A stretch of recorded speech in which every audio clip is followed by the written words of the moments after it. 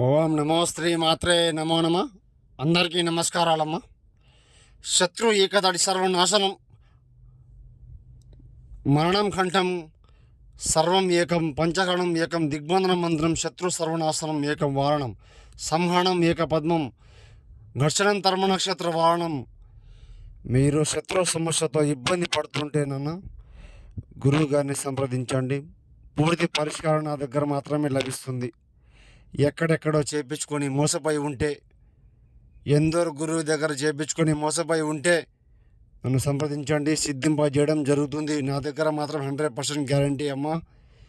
గురువుని సంప్రదించండి.